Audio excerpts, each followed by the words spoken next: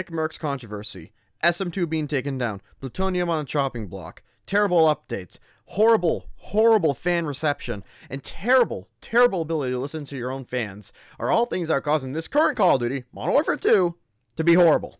Now, the gameplay itself is mediocre, and I'm not a Call of Duty channel. I tried to be, but I'm not a Call of Duty channel. I never claimed to be. I wouldn't mind being it, but if it was anything, it was going to be zombies, because I'm addicted to the zombie storyline, and everything else has to do with zombies. So when I play Modern Warfare 2 with my friends, because they only play Search and Destroy, it's so mediocre. I don't want to be that guy who makes claims with zero ability to back up the claims, and I'm not going to sit here and do research into things that I don't care about, because if I try to present the quote-unquote evidence for something I don't even look into myself because I don't care about it at the end of the day, it's going to be disingenuous to you guys. It'll be dishonest. Okay, so we're all on the same page right now. If you're watching this video, you probably think that Modern Warfare 2 is not a great game. Might be a good game. Might be an okay game. Might even be barely passable. But it's not a great game. Alright, it's not like, I would argue, Cold War to be a great game. With the gameplay, the campaign, the voice acting, the operators, the way they handled weapons, the balancing, aside from the marshals. Everything about that game was just fun. Vanguard was trash. Modern Warfare 2 is mediocre. It's okay, but I don't love it. I don't know anybody who does love it. When the Nick Merckx controversy happened, I'm sorry, it killed a lot of hope I had for Modern Warfare 2. And there was just something about the way that they handled everything that had to do with that controversy. If you don't know what I'm talking about, look it up. Long story short, Nick Merckx went on Twitter. He's a Call of Duty YouTuber, and he said something like, leave the kids alone. And they didn't like that because of real world politics. Not something to talk about on this channel. I'm not going to get into it whatsoever. And they took down his bundle from the store because for whatever reason they thought that having a YouTuber have a bundle on Call of Duty would be a good idea. Remember the days when we were World War II? Remember those? Remember the days when we were Modern Warfare, the original, and they stuck to the idea of what Modern Warfare is? And now we've got YouTuber bundles in the store because they saw that Fortnite is making money. Remember that? Yeah, I remember that too. Good days. So anyway, if you're where I'm at with Call of Duty, you're probably done. I'm done. The rumor for this year's Call of Duty in 2023 is it's going to be Modern Warfare 3, which I can't wrap my head around it. It has always been Infinity Ward, Treyarch, Sledgehammer. Infinity Ward, Treyarch, Sledgehammer. Or maybe it's Sledgehammer, Treyarch, Infinity Ward. Or maybe it's Treyarch, Sledgehammer, Infinity Ward. Or maybe it's Sledgehammer, Infinity Ward, Treyarch. It's some combination. It's only been 3 studios. And once they introduced Advanced Warfare. Now, we're getting Treyarch, Sledgehammer, Infinity Ward, Sledgehammer, possibly Treyarch, maybe back to Sledgehammer, and then Infinity Ward. Who knows? There's no cohesion anymore because they don't care anymore. They stopped caring about the quality of the product. They stopped a long time ago. You can see the writing on the wall in Cold War. While I do think that's a great game, you can see the behind the scenes of what they had to go through just to make it a good game. They had to fight tooth and nail to make that game passable. And in my opinion, they surpassed it with the later on updates. But it's just so bad nowadays, and I've lost all faith in Call of Duty. I started Call of Duty Big Red 1, and now we're at the point where, what's the point? What's the point of playing Call of Duty if it's just going to be nothing but real-world politics, annoying controversies, and just this terrible ability to keep the game fresh and new? We got 3 new multiplayer maps coming this season. 2 already came out, one of which is a remake. So we really have 1 new multiplayer map in Modern Warfare 2. The game was $60, not to mention Black Cell for $30, and not to mention everything else. It's why? Why would they do it?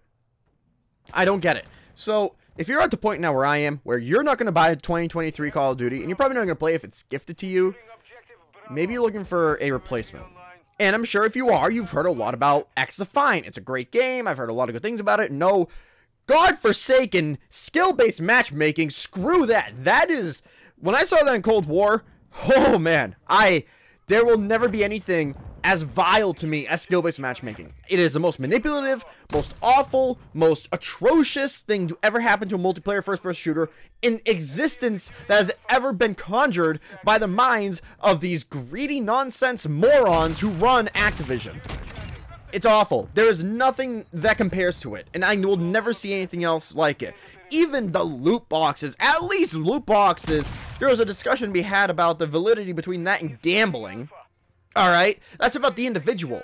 Skill-based matchmaking, that's just about money. You can't even make the argument that, you know, some people might get something out of it, or maybe it's a coping mechanism. You can't make the argument about the emotional state of the human mind. Skill-based matchmaking is just manipulation. That's all it is. It's awful. I hate it. I hate it. I hate it. I hate it. I hate it. I don't get heated on this channel very often, and the reason why I don't talk about Call of Duty is because I can't talk about Call of Duty without getting heated. So, what am I supposed to do? So you're looking for a replacement. I can't help you on the competitive scene. I am not a competitive person. That's why I don't like Search and Destroy. It's not fun to me. I don't like having to compete. That's why golf is my favorite sport. Heck, I work at a golf course. I love golf because it's not competitive. It is, don't get me wrong, but the only person you're trying to beat is yourself. You're trying to beat your previous score on the course so that you can do better and thus win. You're not trying to use your opponent against themselves. Like, say, in baseball, you can identify your opponent's weakness. No, you're just doing your best. It's you versus a scorecard, you versus yourself, you versus the course. There's arguments to be made, absolutely, that this is a little bit wrong in my thought process, but at the end of the day, golf is about you versus yourself. That's why I like co-op shooters. That's why I love Deep Rock Galactic. I just don't play it a lot because I don't have anyone to play it with on Steam. That's why I love things like Halo, Master Chief Collection, where it's all co-op in the campaigns. I like co-op games. And I like first-person shooters. And I really like realism. So if you're looking for a really good game to quench that thirst that you used to get with Call of Duty that nowadays has been absolutely destroyed, I urge you to look into 6 Days in Fallujah. 6 Days in Fallujah is a game that was announced 14 years ago. Okay? 14 years ago. And then was dropped because of mass controversy concerning the fact that it portrayed a real battle. Now, there's a lot to be said about that, and there is a lot of, maybe, yes, controversy, but there's a lot of debate about how right is it to portray a real battle with real soldiers in a video game. Now, in my opinion, alright, for what it's worth, the way that they went about this is correct. They have interviews with veterans of the battle that talk about the in-depth experience of being in it. They take it with extreme caution when it comes to, I guess you would call it, just care. They give a lot of care in it. They care about how it would really play out with the objective that they give you in the game. They care about making sure that the equipment is correct. They care about the uniforms. They care about the people in the interviews. That you see that there's heart in the game, and not just for the programming and development and the gameplay, but the purpose of the game.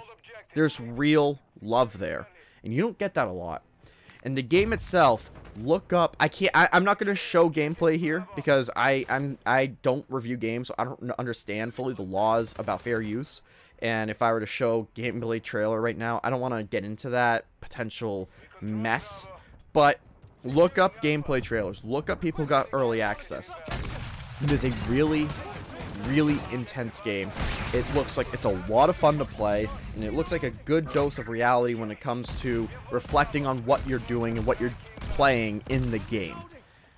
There's a lot of good there, and the gameplay itself, I mean, if you use proximity voice chat, the sound design from what I've seen in these early access gameplay is breathtaking.